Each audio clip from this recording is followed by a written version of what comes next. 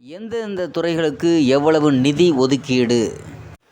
இன்று பிப்ரவரி 1இல் தாக்கல் செய்யப்பட்ட மத்திய பட்ஜெட்டில் அதிகபட்சமாக பாதுகாப்பு துறைக்கு 6.2 லட்சம் கோடி நிதி ஒதுக்கப்பட்டிருக்கிறது. இன்னும் சில மாதங்களில் லோக்சபா தேர்தல் நடைபெற உள்ள நிலையில் இன்று இடைக்கால பட்ஜெட் மத்திய நிதியமைச்சர் நிர்மலா சீதாராமன் லோக்சபாவில் தாக்கல் செய்திருக்கிறார்.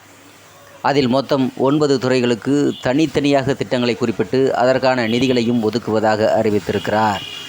அதன்படி அதிகபட்சமாக பாதுகாப்பு துறைக்கு ரூபாய் 6.2 லட்சம் கோடி நிதி ஒதுக்கப்பட்டிருக்கிறது.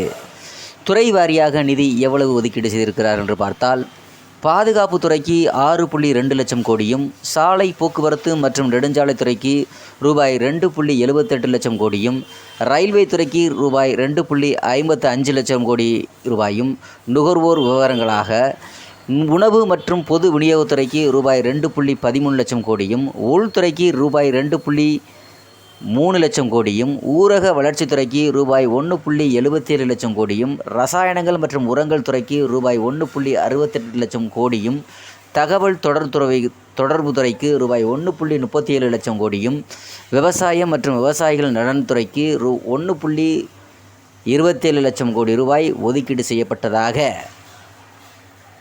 மத்திய நிதியமைச்சர் நிர்மலா சீதாராமன் அவர்கள் இன்று பாராளுமன்றத்தில் பிப்ரவரி 1ஆம் தேதி 2024க்கான பட்ஜெட்டை தாக்கல் செய்திருக்கிறார். மேலும் இது குறித்து